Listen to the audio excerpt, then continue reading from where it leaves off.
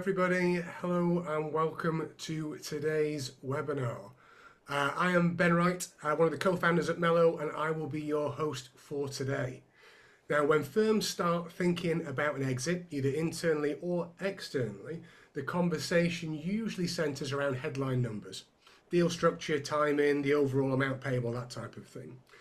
Data tends to come up later, but often as a tidy up job before due diligence, and I have to say it is way more intense than that.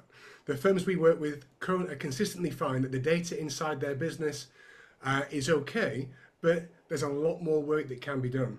And actually, that data itself can shape valuations. It can shape how trusted the buyer feels about the seller. It can even kind of shape the whole deal itself and how difficult or straightforward the integration becomes. So today we're talking about pulling that conversation forward. We're looking about what data quality really matters when you're selling, how to get the most from your back office system before a sale, and what acquirers actually ask for during the due diligence process. I'm delighted to be joined by two people who see this every day. Nick Eatock is the founder and chief executive officer of intelliflo. Now, IO is used by over 50% of all financial planning firms in the UK, and quite a few abroad as well. So it's fair to say that Nick has his finger on the pulse of what the industry is thinking when it comes to data. We've also got Nicky Wright, one of our progress partners, who is an expert at getting firms ready and supporting them through the due diligence process during a sale. Now, we are recording today's event and you'll be able to access the replay after the event. We will send that out to you. Please feel free to submit your questions as we go using the Q&A function. I will pose those as and when they come in, and thank you to those who sent questions in advance. And lastly, before we start, just a quick reminder that every firm's journey is different. The principles we share today are not a one-size-fits-all blueprint. If anything raises questions about your own business, please do get in touch. The Melo team will be more than happy to chat about your business specifically, as I'm sure the IO team will. So with all that said, let's get started and jump into the debate. Firstly, Nick, can I come to you? Now, data seems to have become like this incredibly important thing all of a sudden over the last few years. What changed? Good. Well, firstly, Ben, thanks for allowing me to join today on this hot and sunny Monday down near London where I am. I think there's probably a couple of reasons why. But the essence is that businesses who understand their data well are essentially better run businesses. There's a quote I'm sure you've heard of: "You can't manage what you can't measure." I think in financial advice, I'd probably go a step further than that, maybe, that you can't grow what you can't see. Because I think the firms that really understand their data, who their clients are, what they're doing, where the revenue is coming from, they essentially make better decisions and faster decisions too. They don't run just on gut feel and hope. And the ones that don't, they're often the ones who will discover a problem 6 months after it started. And that means it's already expensive to fix. You don't want to be that firm. You don't want to be a firm, say, with 500 clients, but unable to tell which 50 are the most profitable, for example. That's kind of not a data problem. That's a business problem disguised in a data costume, if you like. And if you can fix the data, then suddenly the business can get really sharper. And I think those sensible firms know that, and they don't just look at what I call lagging indicators. So, revenue last quarter, clients reviewed last month, complaints received, that kind of stuff. That's like looking in the rearview mirror, right? It's useful, but you're always just reacting. The best run firms are those who track leading indicators, the signals that kind of tell you what's going to happen before it does. How many clients are overdue a review? How many haven't had a contact, let's say, in the last 90 days? How many have had a life event, maybe a bereavement, a retirement, a job change, or something like that should have perhaps triggered a conversation but hasn't yet? Those are numbers that can tell you where your business is going, not where it's been. And you can only track all of these things if your data is clean, it's current, and it's up to date. That's the connection. It doesn't just tell you your history, it gives you essentially a window into your future. And with AI now, it's become absolutely essential. I think what's interesting is some of the firms that we work with to try and grow. So obviously at Melo we have a focus around exit, but whether that exits in a year or 5 years or 10 years, we're happy to work with the firm on increasing their valuations and putting them in the best possible place for when that transaction happens. I would say some of the best firms we work with, they're all over their data. So they can tell you pretty much any number at any time, and it's really kind of finger on the pulse stuff. And they do use that when they're strategic planning, thinking about what's going to come next. But by the same token, I do still come across firms who have no understanding of their data, like literally kind of really struggle to even work out what their AUA is or what their ongoing kind of servicing is. Do you think, Nick, that knowing your data has become like a requirement in the current marketplace? I think certainly if you're looking at potentially exiting your business, definitely, because whoever the buyer or the potential buyer universe is, they will want to know that they're buying into a business where those data foundations are good. Because fixing a business, you might have actually a pretty good business, but if you haven't got the data to demonstrate it, essentially the business that ends up buying you is inheriting that, and they'll have to fix that. And I guess if you think about things like AI, I touched on AI there, but those are some of the opportunities that are kind of genuinely transformative for financial advice. And I suspect many, if not all, of the potential buyers of your business are looking at that. But the uncomfortable truth is, AI is only as good as the data you feed it. The expression GIGO, garbage in, garbage out. The reality is now with AI, the garbage comes out much faster and more confidently and at scale. So if your data is incomplete, inconsistent, or maybe just even wrong, AI is going to amplify that, and that's a big problem. So you need those foundations to be solid, those data foundations to be solid, and that's not really a technology failure. That's a data failure, because that's what it needs. Yeah, thank you, Nick. And Nicky, you do a lot of work with firms preparing to exit around their data, their systems, their processes, but you also do a bit of work from acquiring businesses on going through and reviewing the data as well. So you've got a unique view on both sides of the equation.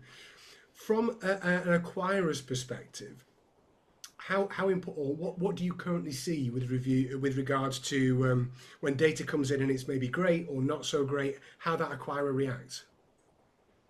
I think it's more around the sort of the time it takes to sort of understand that data. The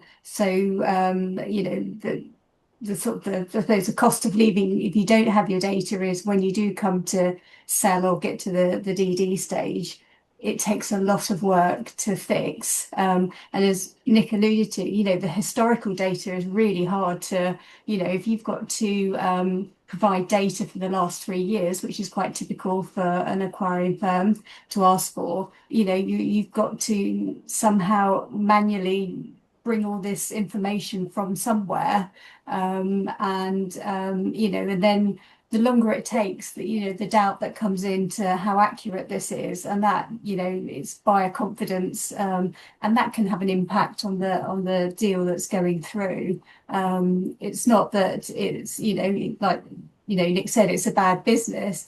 It's just taking that bit longer to understand it, and then it kind of takes over your world. There, you've got a day job to do. But if you're sucked into this due diligence sort of vortex of trying to, create data and identify and understand it, that can have a substantial impact on your day-to-day business. Which is absolutely what you don't want to happen if you're going through a sale process. Exactly. We have seen, unfortunately, in one or two situations where, because what will generally happen is when the due diligence process starts, you'll just get asked for loads of stuff, like just absolute bucket loads of information, and you're expected to provide them within a reasonable time frame. Now, if that in itself is a day job, which is why Nicky goes in and helps out so many firms. We have seen on a couple of occasions where owners have been doing that work and neglected client work, which has resulted in overdue annual ongoing servicing. Clients who haven't been revisited, things have dropped, and that has just killed the deal. because actually the buyer suddenly has seen all this extra risk enter the equation they weren't expecting previously. So, Nicky, if a firm has not historically done a great deal with their data and they're considering an exit in the future, do they kind of wait until the time comes and hiring an expert like you, or is it worth starting early and getting things, or trying to get things as shipshape as possible? Yeah, as much as I love doing the due diligence work, my advice would be to start now. If you're using database like IO, there's easy cleanups that you can do. You can pull the data and you can look at the accuracy. Typical things we see around service proposition. Having you offer one service, but you call it 5 different things. You started at gold, silver, bronze, you're now on Premier Elite, or whatever. It's things like that. We've all had, with using IO, we've all had Mr. Test Client, Mickey Mouse, and it's pulling all those out, because where you've set up test accounts, dummy data to sort of trial things, they're the things that you can easily clean up, and they're sort of the very quick wins that you can do. The one thing that acquirers will focus on a lot is your annual review data, and the sort of the consistency around that, and how often they've been viewed. Can you document it? Is it shown on the system? Which is where the sort of on IO, the workflows will provide you that data. So it's definitely start now and understand it really, not just be in one person's head, which is the danger with a lot of data, particularly with the smaller firms. So and avoid spreadsheets if you can. We do love a spreadsheet, don't we, as a community? So, Nick, you support over half of all the UK financial planning firms out there. How good is data on average within those firms? How many are like kind of A stars versus the ones who would struggle to get an F? Good question, Ben. And by the way, I agree with Nicky's points there entirely. There's a saying about when's the best time to start this. The unfortunate thing is the best time to start cleaning your data was probably last year or something. The second best time is probably now. So if you haven't started it, do make sure. And not just, by the way, for reasons about potentially selling the business, but just to run a better business and to eliminate some of the risk and the challenges and the extra overhead in your business. Those are all good reasons. We, to your question, Ben, we use something called the eAdvisor Index, which is a kind of a score that looks at advice businesses across the UK about how well they use the technology in all respects. And interestingly, every one of those respects is a kind of a functional thing. Are you using workflows? Are you using document generation? All those kind of things to help improve your business. There's one that isn't a functional thing, only one, and it's called data quality. So data quality is really important. And the thing that distinguishes pretty much every champion firm, those are the firms who use the technology the best and incidentally get the best business results per advisor, are the ones who have a good data quality score. There are, to Nicky's point, there's lots of dashboards and ways in which, if you can look within IO, you can help improve your data, spot where it's not right.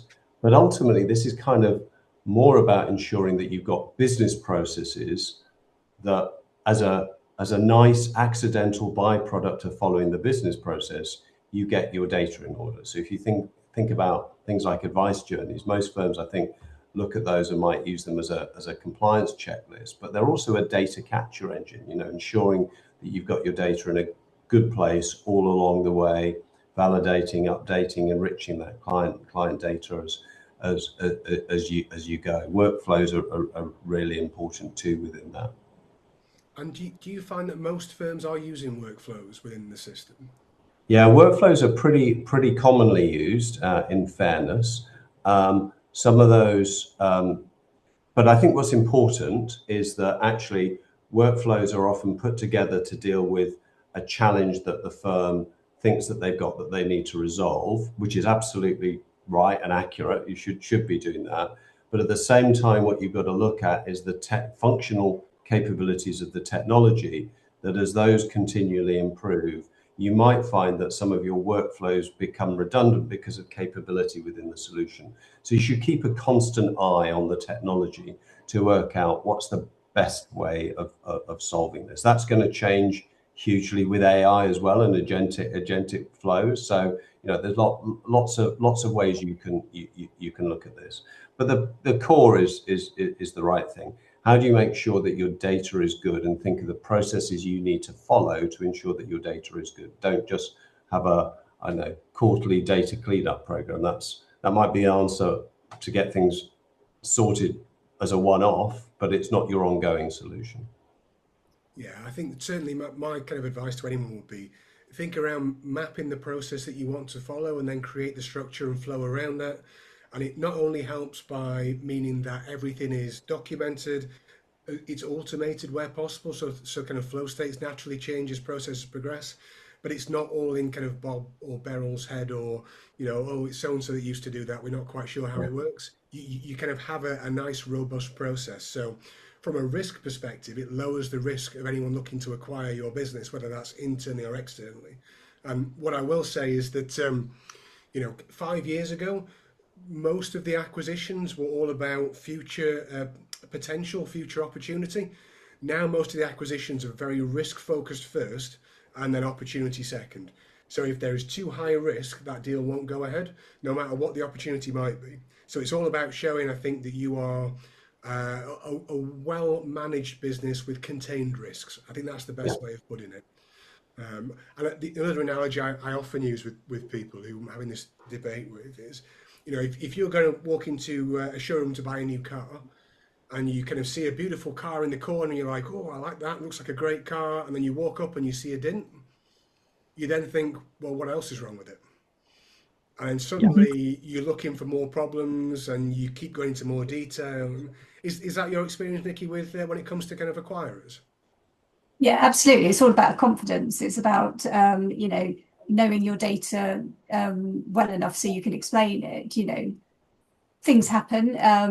You can have an advisor who's off long-term sick, so annual reviews could potentially fall behind slightly, but as long as you've got that understanding of why that is, and that's what acquirers want to see. They every firm is not perfect by any stretch of the imagination, but they like to see consistency, so they like to see that that it's all understood. There's a sort of plan to mitigate some of these risks as they come up, I think that it's just understanding that data is the key.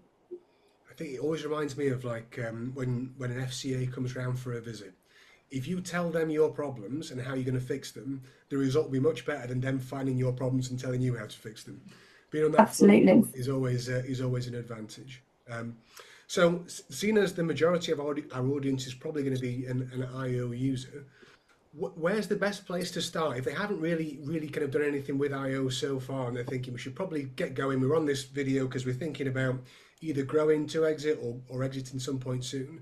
Where would they start, Nick? What would be like the benchmark where we are kind of currently to then decide where to grow from? I think we've talked a lot about cleaning your data as quickly as you can. So you can start looking at that by looking at your eAdvisor index is a great way to see what your data score is.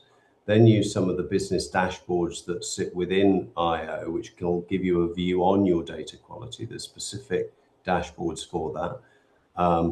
Now, some people aren't necessarily aware of those because the dashboards are kind of a newer incarnation of stuff we used to have within MI reports. So the dashboards is probably a more effective way.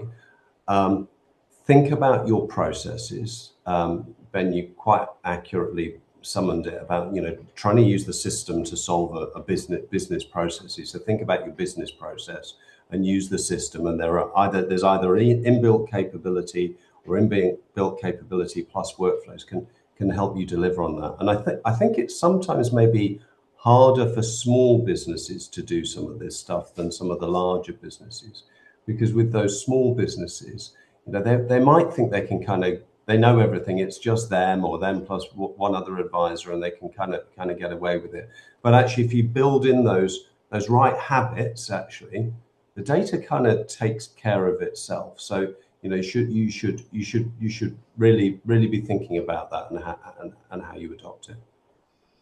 And Nicky, if you were starting work with a firm now who are thinking about a tidy up exercise or getting things together either for internal or kind of external exit, where would you start? Yeah, so it'll be the client data, and it's always, the number of clients, the number of households, which, is the platform that they're on, is the income, the fee correct to what the level of income they're receiving.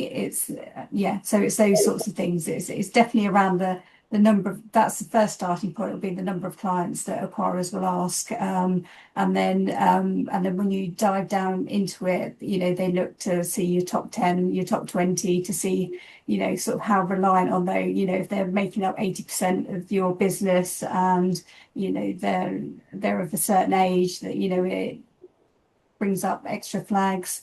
And then acquirers would then look to see what relationship you have with the family thereafter. So it's always the client data will be the big sort of deep dive into, as opposed to things like having a sort of wind down plan or some of the compliance things, but they're really dive into the client data. So that's where something like the IO, the dashboards that Nick said would come in, and just putting up the cleanup report.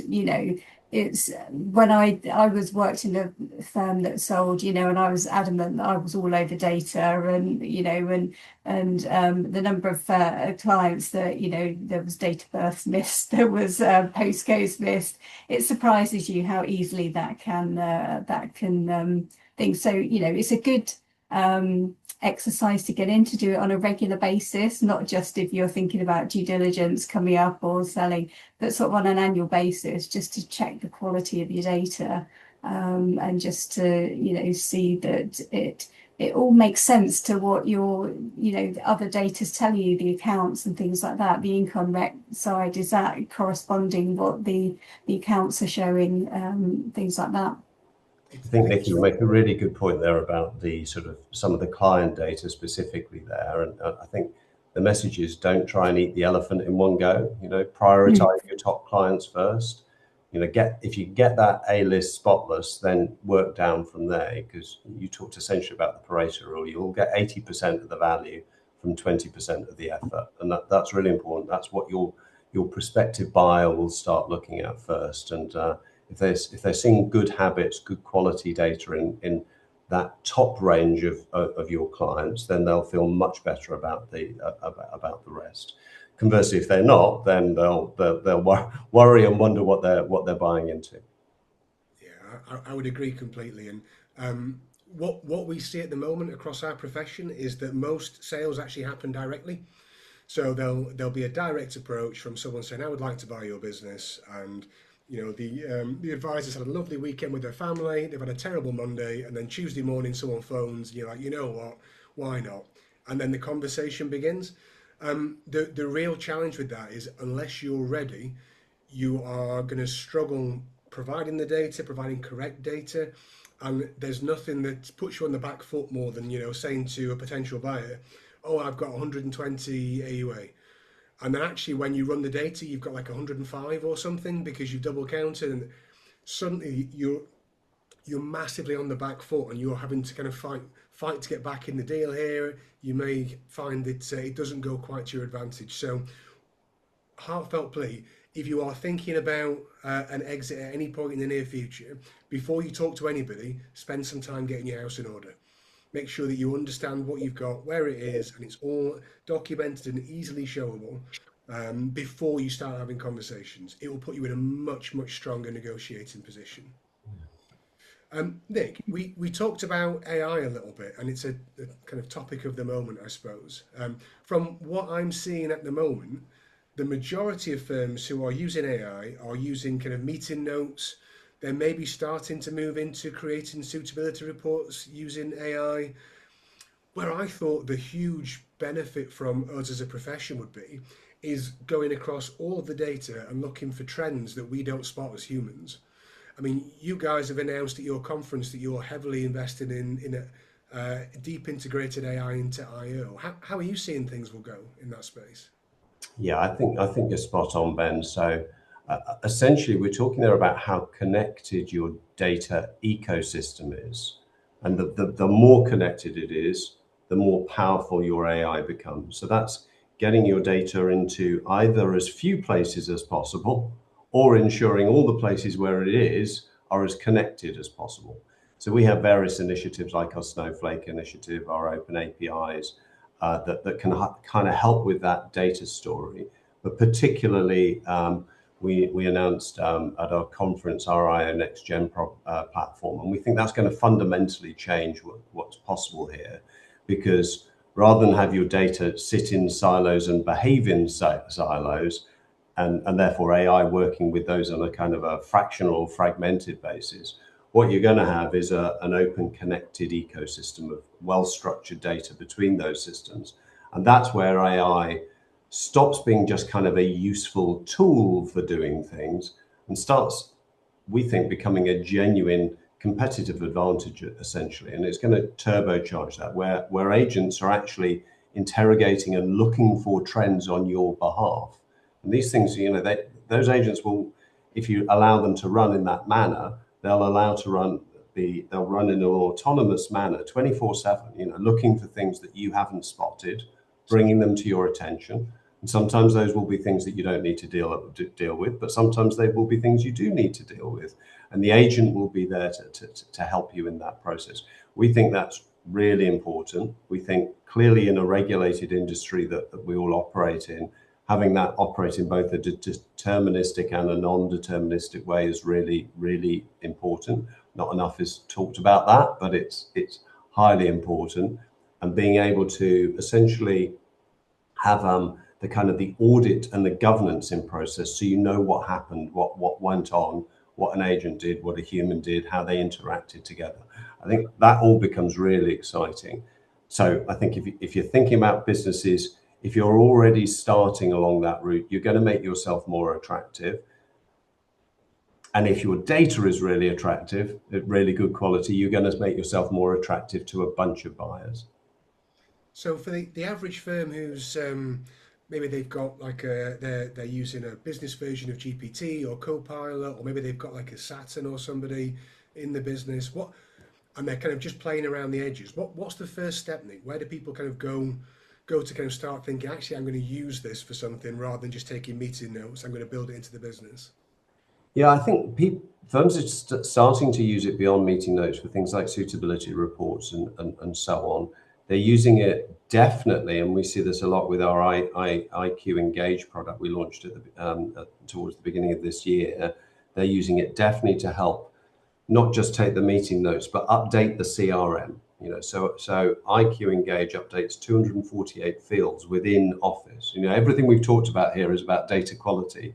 So if you can get the systems to update all of that data with human oversight to check that what it's going to update is right, but then it does the hard yards of actually updating the data.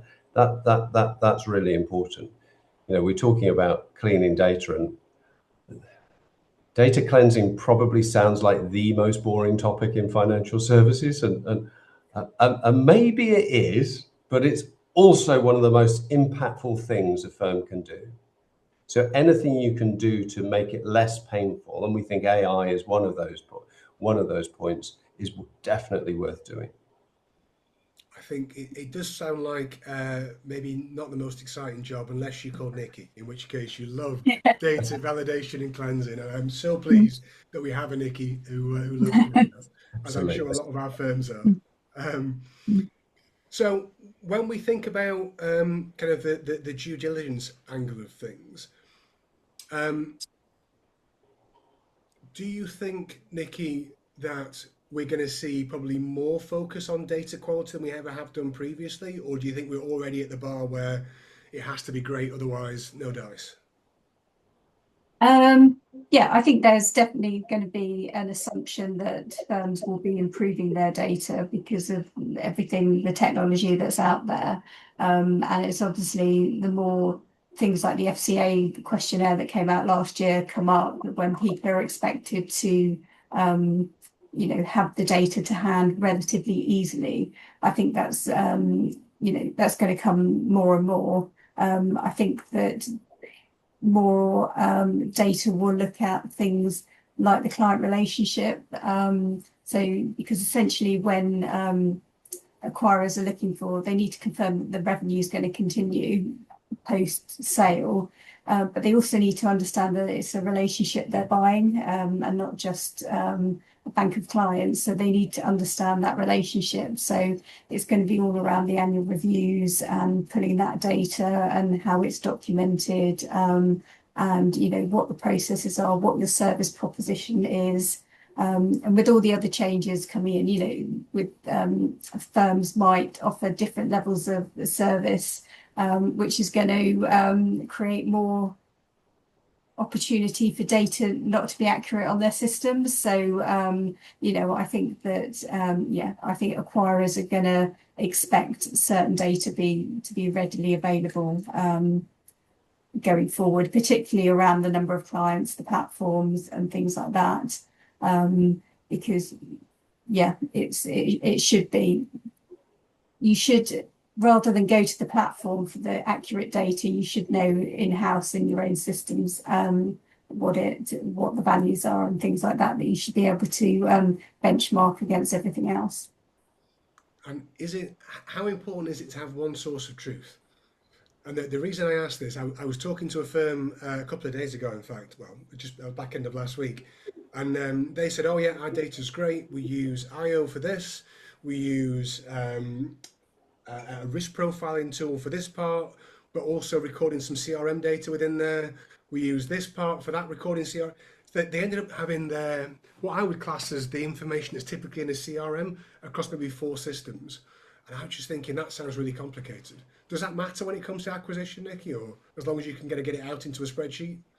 As long as everybody understands where the data is coming from, it's obviously it's more time consuming if you're pulling it from 4 different sources. Having it in one place is so much easier. But as long as everybody understands that when somebody's not looking at system A to get the same data as somebody else looking at system B, then it doesn't really matter. But the key is for key individuals to be able to explain their data, particularly to acquirers, because they will be questioning the data. And most people, when you go through the due diligence stage, they get quite nervous about it. And it's we're just trying to say they're just trying to validate all the data and everything that you've said. They're not trying to catch you out or anything. They're just making sure that it stacks up to what you've said. So as long as you understand it, then it's fine. And I did have a question. One of the questions that was sent in beforehand was around the importance of having a system versus just having the data available. So the specific question was, we have all of our data, it's in spreadsheets, but it's all very clean. Does that affect the sale value? What would be your view, Nicky? I don't think it would. I don't think it would affect it as long as it's it stacks up. It can be validated. Spreadsheets just make me nervous when multiple people are using them because you can have different versions and it's not updated and things like that. So slight plug for IO here. This is why at the conference, the annual review sort of capacity that they're bringing into the system, because most firms that I work with, they use a spreadsheet to track their annual reviews, and they can get way off with the data that's in there. Yeah, that's a real challenge, isn't it? There's some really good points, and I agree with everything Nicky's just mentioned. I think some of the stuff I'd possibly add as well is to your first point, Ben, on having data in lots of systems. That's okay so long as the data between systems is consistent. You can't have a different client address in two different systems. I mean, which is the right one, and so on. So you've got to make sure that if you do use multiple systems, which is absolutely fine, make sure that there's a data flow in place, that when you update something in system B, it updates the record in system A. So you're always as consistent as you possibly can be. I think that's important. It's clearly easier the fewer systems you've got, but it doesn't mean you can't use multiple systems. And to the second point on spreadsheets, the thing that scares the wits out of me about that, which Nicky sort of touched on there, is just governance over audit. And it's systems that provide the process and the governance that mean that you can only make changes if you're allowed to, and if it's recorded, and if it fits in with everything else. If you've just got a spreadsheet, you don't have that control. So be wary of that. You're increasing the likelihood that something's going to go wrong. And just to kind of stay on integrations for a second, there was the conversation seems to be a bit cyclical around two-way integrations, one-way integrations. What happens with the integration? Does it kind of take the data and then stick something in the file rather than kind of changing the original source data? I'm assuming that, Nick, you would say that your back office system should be a golden source of truth that pushes out to all the rest of the systems, or do you think two-way is a good idea? If somebody updates their cash flow modeling software, it pulls new data through to the back office system. How would you view that? Yeah, I think that's okay. I mean, lots of firms, you mentioned cash flow modeling, lots of firms use the inbuilt cash flow modeling capability within IO now. So we've got about 7,800 odd users of that. So that's a huge amount. But that doesn't mean that there aren't some excellent and justifiable good cash flow modeling alternative solutions out there, and you should be free to use those. But yes, you have to make sure that the data, in our view, is updated, so you've got that consistent client story. And if you think, when we talk to, not just from a kind of a data quality and a potential M&A process, but also if you think about it just from how the business runs, and if you think about those AI solutions, whilst they'll have the ability to navigate across different data sources, they'll also run into a problem if the data is different between different data sources, and that that can cause challenges. So in a perfect world, you make everything either as two-way as possible or in as few systems as possible. Perfect. Thank you both for your thoughts around that. Now, something that we talked about a few weeks ago, Nick, was around data transfer during a sale or a change of ownership of a particular business, and I've been fascinated that the number of people that I've talked to that have said that their data's moved at a different point or been revealed at different points, or they've given all of the personal data over at an early stage, or they've waited till contracts have gone. Firstly, I'd be really keen, Nick, on what your view is. When do you kind of pull back the curtain and reveal all on your data, or kind of how long do you hold back on it and just give headlines?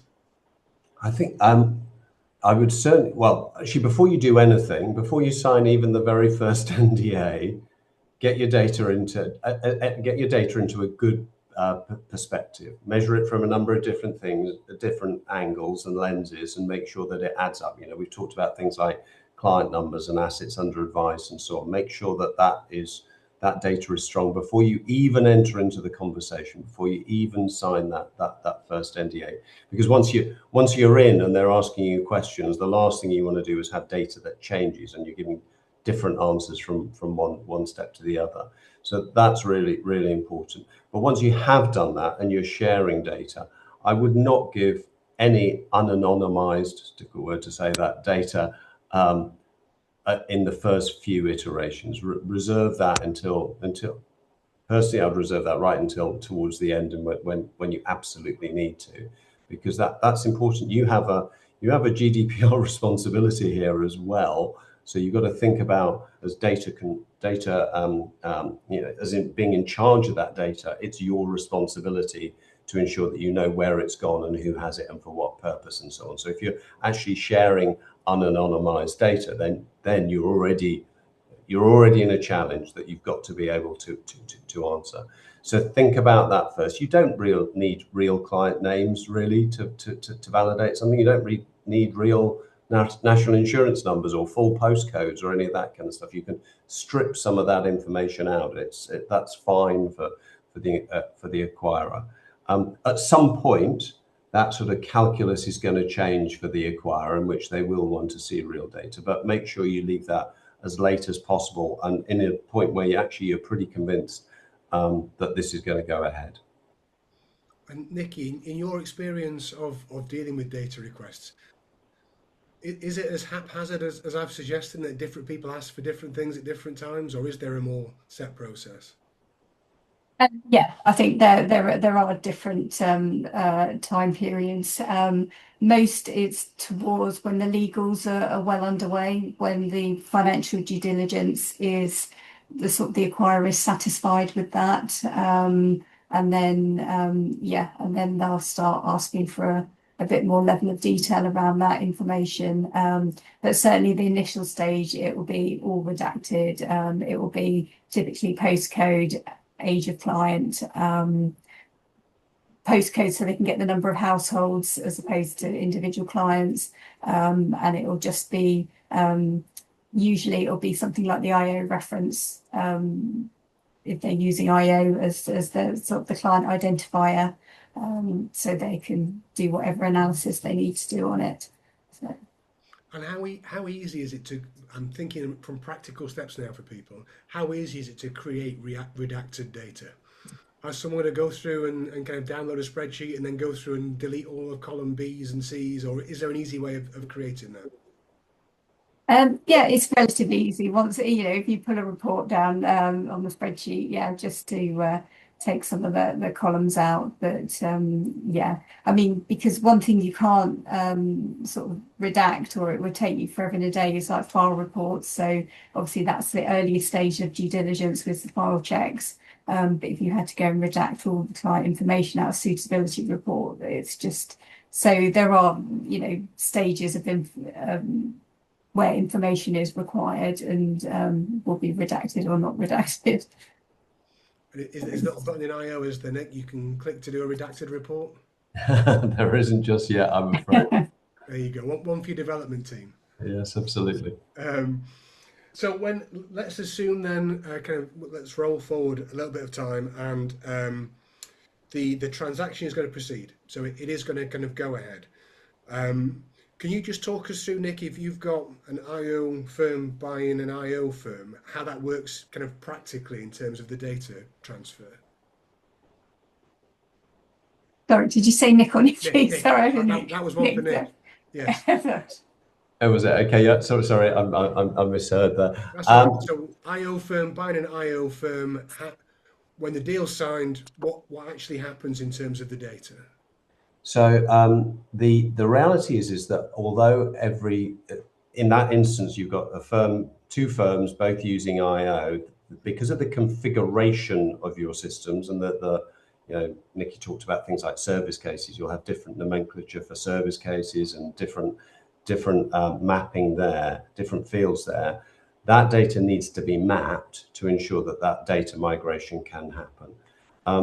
So whilst the acquirer will want to get a view on what it's going to look like in terms of that quality, they won't actually be acting on that data migration at that point, but they'll want to have a really good view on how big and how complex this is going to be. So very often we are engaged by acquirers at a point where everyone signed the disclosure agreements, and we're allowed to, where we will help work with them to give them a sizing and difficulty of that. And the truth is, if the data's not in a great place and needs to be cleansed, that's going to be a harder piece of work to do than if it is in a good place. And I guess the worry I would have for a firm that's looking into that, about being bought through that process, is what you don't want to have is a late conversation based on your data quality that results in a chip on price. It's kind of an obvious thing to do, but if your data's in a good place, then the acquirer wouldn't be able to do that. So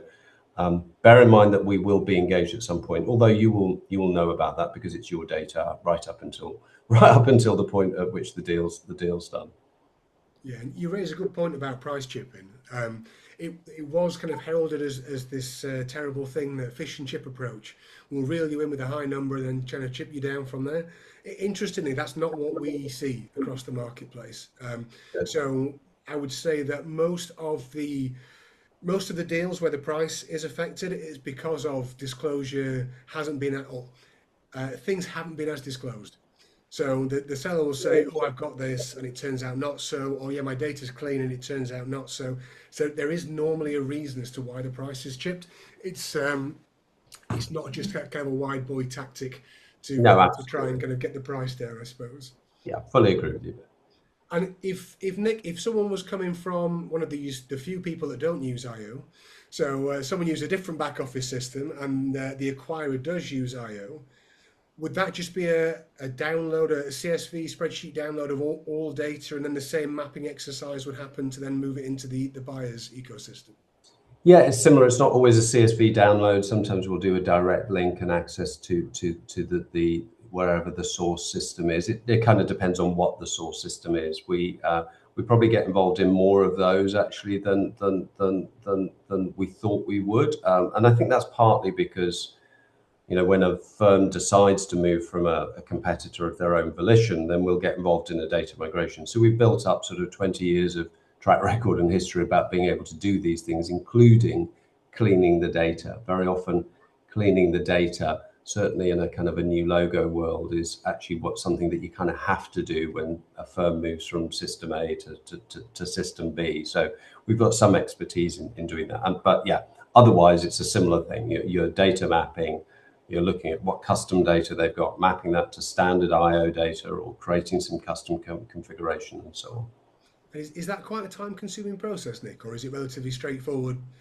We've got the main guys, we know how they operate, so you've kind of got pre-built ways of doing this, or? We've got pre-built ways of doing it, but often the thing that makes it harder is if the firm using that other system haven't properly used it. It's the same thing we've been talking about here. You know, if they haven't really properly thought about how to use it and how to make sure that the data is of a decent quality, then that's actually typically the bit that makes the biggest difference. The quality, data gaps, data not being properly populated in every area. Those are some of the same challenges you get. You know, if you're looking to, whether you're an IO user or someone else, you should be using those systems as well as you can. Yeah. When it comes around to the integration then, Nicky, so the deal's gone through, it's all happened, the data's agreed to be moved. How much of a difference does good quality data make on actually picking up BAU operations once you've acquired a firm? So thinking from the buyer's perspective now. Yeah, it just makes life so much easier. So, you know, just going back to Nick's point about mapping the data, I think it's, you know, it can be really quite hard, because I know when we sold the firm, when we were doing our data cleanup, trying to work out which provider that was on our system and who they were being bought by over the years and who they are now, to try and map it over to the new system, you know, it could be quite challenging, because they sort of have to, you know, fit into their sort of framework and things. So that's why sort of regular cleansing of your data's sort of upkeep is really important. But integration wise, if the cleaner your data, you know, so you know your service proposition, you know when your annual reviews are, and they can be all sort of easily picked up and then moved into the new system. You know, everybody focuses on the deal, getting the deal done, getting through due diligence, and I try and sort of prepare firms when I'm doing the due diligence that this really is just the start, and then, you know, integration is a whole different, you know, not so much problem but challenge can be, because you've got to, you know, bring different systems together, you've got to bring your different service propositions together. So as long as, you know, you understand what your data is, what you're offering to clients, how you work with clients, they'll be much easier to align, because integration can take a couple of years, you know, depending on how the acquirer works and what their sort of their processes. So yeah, it's Yeah, and I think interestingly, whilst headline figures are often looked at for deals, most deals are paid out over a number of years. There'll be some kind of upfront consideration, but then over the next 2, 3, 4 years, there'll be the residual be paid out based on certain things happening, like clients staying, valuation staying, and if actually the data's a complete mess and things drop out as a result of that, it will impact the amount of money that you receive overall. So whilst the headline's great, you do need to be in a place where you're confident that that will be delivered through the partner that you've chosen to kind of work through, going through that process. I'm very conscious of time, guys, but I'd like to kind of round out today talking maybe more about some of the smaller or newer acquirers coming into the space. So we launched a few months ago now Project Exit, the UK's first online marketplace for buying and selling businesses. And what we found is that from over, I think we've got about 90 buyers on there now, over half of the buyers are local small firms looking to buy other local small firms. So they're not going to have the integration teams, they're not going to have the data analysis teams. If you were one of these smaller firms looking to buy a business, what's the absolute core stuff that you have to get right before you say, yep, we're going to go ahead? To either of you, whoever would like to jump in first. I'm happy to have a go, Nicky. First off, there, I think for me, culture and what things look like after the deal, not before the deal. I think it's really important that you kind of articulate as the buyer, what's your strategy, what are you going to do. So actually, the business being bought is fully up to speed with that, fully in agreement with that. And actually, what you end up doing is saving everyone's time eventually, and making sure that neither party gets into a deal that one of those parties regrets. Because actually, the truth is, if one party regrets it, probably both parties actually end up regretting it. So be honest, be open and transparent about your intent, and you will get better firms and better acquisitions as a result of that. Yeah, I think culture before cash is one of the terms we use at Melo all of the time. As I said before, you've got that long period of working together. If you get a good cultural match, then there's a good chance that that will all go well and you'll get paid out what you're anticipating getting paid out. The challenge, I suppose, is if somebody comes in with a very large check, but you just feel that they're a very different culture to your culture, or maybe they've got a massive focus on passives and you're very active, or they're very procedural driven and you're like, oh, people just come and have a cup of tea whenever they want to. It will feel like a very difficult match, and that's when things tend to go wrong. So I would echo what you said there, Nick. Definitely culture over cash. And Nicky, from a data perspective, does a buyer need to go line by line through everything? Would that be expected for anyone buying anything to go through in the detail to make sure it's all 100% perfect? No, because nothing will be 100% perfect. But I think anybody who's selling their firm, be honest about the gaps, because it gives out an air of confidence that you understand your data, as we've been talking about. It just creates that confidence around the business. So yeah, no, they don't need to go like. I mean, there are essential bits of due diligence information that you would recommend that they go through, but yeah, like Nick said, it's around the culture is really important, and it's where the industry has sort of moved onwards, because fundamentally at the end of it, there's a client somewhere in the middle of all this who who needs to be sort of looked after and protected, and who's been with an advisor or a particular firm because of that relationship. So you are selling a relationship, so that's got to be factored in. I think a lot of what we're hearing coming out of the regulator around the consolidators review is that end client focus and making sure that they're okay throughout the entire process. Because it's a business transaction. You're buying numbers, you're buying figures, but ultimately there is a person at the end of all this, and the smoother their journey can be, then the better it is for everybody involved. Definitely. So we're about to wrap up. Final thoughts from the two of you guys. if you're going to give advice to a firm now about data or their data process or systems and data, what would it be? Nick, start with you. Start early, build it into your process, not just do a data cleansing activity, but build it into your process as much as you can. That will help make it easier. And actually think of it, everyone thinks of business assets as things like their people and their clients and so on, and their relationships, to Nicky's point. And yeah, those absolutely are. But data is also a business asset. So if you have a good quality set of data, that is worth value in itself. Thank you very much. And Nicky, your parting thoughts? Yeah, DD is my thoughts. It's not about moving data. It's about understanding it, and it should tell a story about your business and sort of over time, the sort of how the business has moved. And I would say that poor data rarely kills the deal, but it can, of course, some delays and a lot of heartache along the way in the process. So yeah, just get the data as clean as you possibly can. Thank you both. And I suppose a couple of things from me. The first one is if you are a newer acquirer and you're not sure what to ask for, get a bit of help. Bring somebody in, grab a few hours of time to help think about what data you're going to ask for. Because what you don't want to do is half-heart it, do what you think, run the deal, and afterwards you find out you've not asked some really pertinent questions. So reach out to someone like Melo or others in the marketplace to ask for a bit of assistance in, if it's your first time, what is it you should be looking for and how you should actually manage that data.